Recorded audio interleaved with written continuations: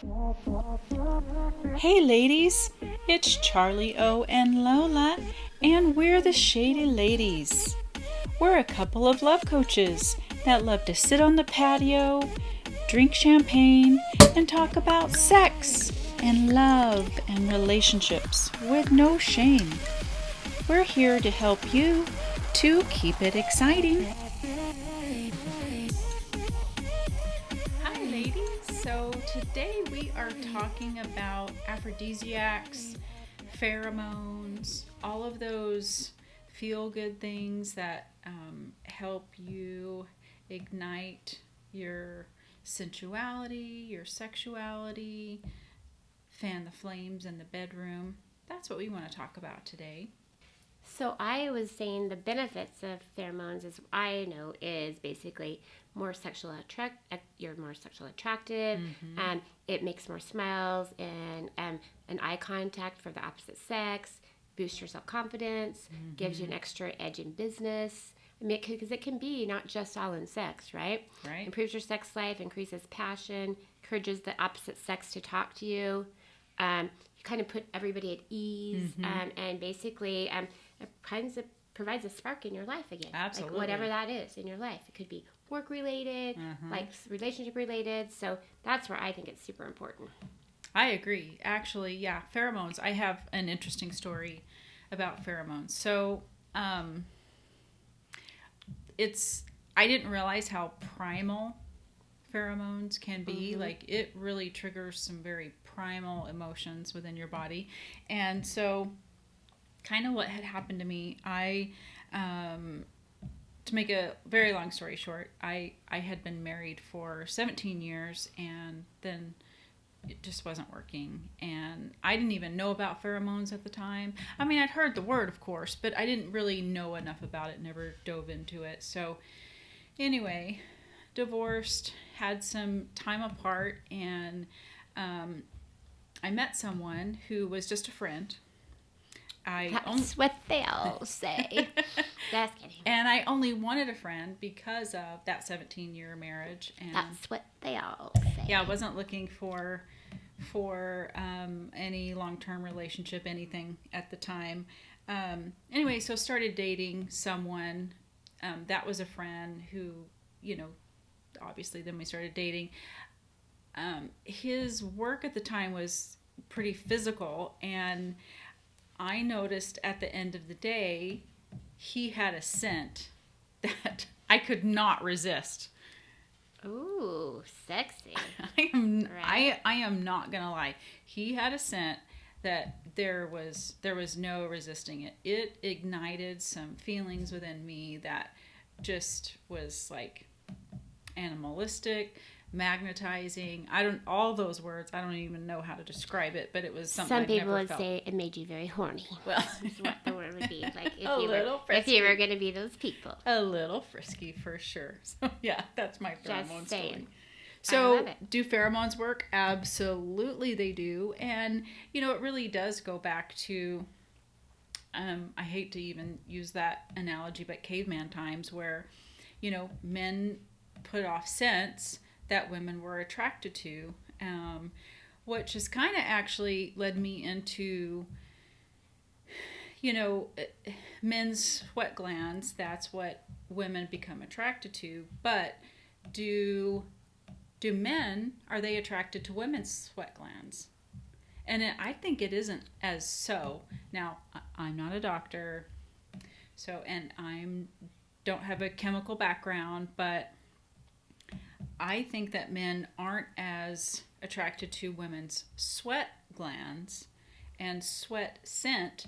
But I do know 100% true that when a woman is turned on, that men do sense, or they do smell the female, like the vulva area. They do smell that. I agree with that. Yes, I do agree with that.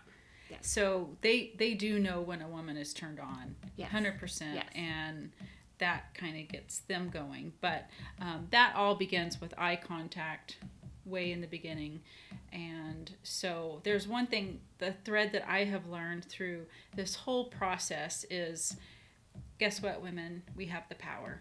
It starts with eye contact. It starts with whether or not we like their scent. Yeah, the smell is gigantically important. Yes, It starts with, are we attracted to them? And then that sends them signals that they may be successful in attracting you. So, but guess what, ladies? We hold the cards. Yes, we do. It's quite powerful. Yes, So yes. that's one thing I've learned through all of this. I just want to impart on other women, and we do have the power. Use it wisely, but we have the power. And to increase your hormones regularly, you need to keep it so they are natural and to make an increase. You want to obviously exercise regularly, because then of course you're sweating, you're getting that, their toxins are going, all that good stuff, your testosterone's going. Then you get obviously getting plenty of sleep. You can eat pheromone increasing foods. Yes. Celery and truffles are supposedly, I know, see? So you're getting joy with extra pheromones, and you could eat truffles. What would you not want to do about that? Yeah. Abstinence from sex and masturbation also too, because it increases it, because you can recharge. So somebody that's being oversexed or whatever, or you're doing over that, then your body is depleting it. So if you kind of give yourself a quote break, which means is you don't have to have sex 24/7, but not discouraging sex, but you want to have sex in a positive, good way, not just to have sex. So that's going to actually help to get those pheromones rebuilt again in your life too. Yeah. And that means not masturbating too, people. Sorry to say that. Sorry. Gotta give yourself a break. Your body needs a break. Yeah, exactly. So, an aphrodisiac, that word, it actually derives from the Greek word Aphrodite. Oh. So she is the Greek goddess of love. Oh, she's beautiful. Isn't she beautiful? She will be on our website. Look at her. She's so beautiful. She's standing there on that seashell with the pearl. That. I don't know why they stole my body and took my head off. That's so rude. Rude. They didn't even ask you. I know. Nobody asked me for my But she just exudes passion and love and goddessness. Oh, she's beautiful. Holy cow! I don't know. She is going on. Yeah. Yes. I keep that photo up. Yes. I would like that, and please, we're putting that on our website. Yes, I like it. Yes. I love it. Yeah, the goddess of love. Yes. There's several stories out there about her, but I would definitely encourage all of you ladies to research her and maybe see what you can extract from her energy and the stories that go with Aphrodite, the goddess of love. I just feel like it's kind of one of those things when people aren't sure about it. Now they have the perfumes with it, the sex, the sex smells are supposedly having it, but they do have results with it and stuff. It's if you don't know, at least try. What's the worst thing if you play around with it, because it's something. It's fun, it's exciting, and if it builds your confidence and you kind of feel gosh, I do smell better, I look better, whatever, because that's a big thing. So it's not confidence. For sure. There's no harm in if you try it out, and I know that True Romance has a bunch of different kinds of perfumes and those rubs you can use. And why not try one and just see if it does do anything? What's the worst thing if you don't try? If you don't know, you don't know. That are pheromone infused. I love it. Yeah. Absolutely. So we'll provide some links there. Yes. But for sure. If we talk about some of the most common foods, because that people are is this real? Is it not real? Yes, There's a lot of talk around that. Well, I definitely would say that it is real, but also I think you have to set the mood. But more on that in a minute. But most common foods would be oysters, obviously, right? Yeah. Who kind of doesn't know that? Even if you don't really know the topic or trust the topic, oysters. What about strawberries? I don't know. I didn't know I knew oysters, but no strawberries. Really, strawberries? Oh. Isn't that kind of sexy though? What if you have a chocolate? Oh, yeah, chocolate strawberry. Why would you not? That would be of wine. Yeah. Holy cow! Yeah. So chocolate and coffee actually do have some ingredients in them that help. They have substances that release this pleasure hormone. So. again, I don't think you're going to go to from zero to hero. Right. But right. I think in the proper setting and the proper mood, it can help enhance. Oh, yeah. Yeah. So shellfish, like oysters, are very high in zinc, which helps. I mean, it's a vitamin, obviously. May help with your desire. So that's something that would be very common. There's almost not a food that isn't either phallic looking, Right. Yes. like the cucumber, or a banana. But if it's not phallic looking, then it may ignite a sense of sensuality, sexuality.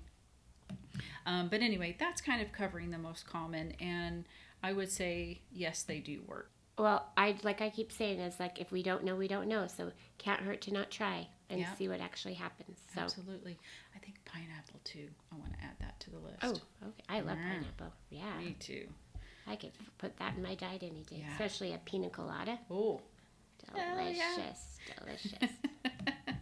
Yeah, I do think it is important to create the right atmosphere. So, so if you think about like, could be in the movies or whatever, some movie you've seen, but like an ice cube tracing the shape of your body can be very sexy and very sensual. Yeah. But if it's thrown at you in the shower, not so sexy. So creating the mood is and the right atmosphere is kind of important. So even something like an ice cube, when you think of heating things up, doesn't always cool it down. It can be kind of sexy. Right. I did find a couple other food group parsnips. Oh, which yeah. That helps too. And also says when I don't have those very often. I'm not either. But it also says when you're showering and stuff, you shower, but you don't use soap.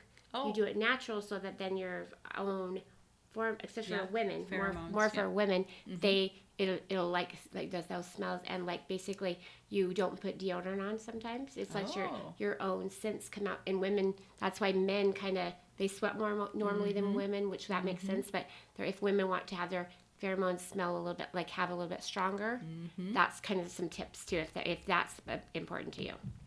Yeah. I actually know of someone who doesn't use any. They shower regularly. Yeah. But they don't use any extra things that will change their scent. And I don't know that they're using it for a sensual or sexual way, but it's actually, I mean, you're still getting clean. Seriously. Yeah, like you're still getting clean. Yeah. You're in the shower, you're under the water, but it's basically to boost it, just kind of change your ways a little bit, be more natural, work out a little bit more, take care of yourself a little bit better in different ways. And people think, oh gosh, you have to use soap, but I mean, water's water, right? I would agree. Right, and a lot of those soaps are not probably the best thing that you need to be doing anyways. Well, there are some pheromone enhanced scents. So remember the little tester sample thing I gave you of the different, there's different scents. Yeah. So we'll provide a link to those. Those are kind of interesting just to try out, see which one works for you, feels like it could be your scent, feels like something that feels very natural to you. So we can, provide that for you. You guys can try those. One that I am loving is the Prosecco by Pure Romance. Ooh.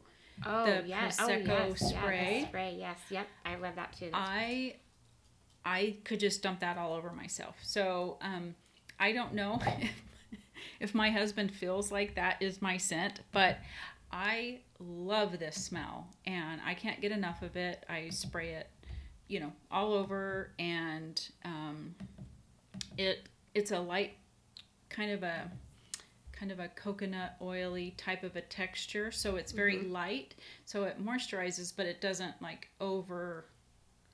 it's not over moisturizing, right. So you don't feel like you're sliding off of everything. But I could do that scent all day, every day.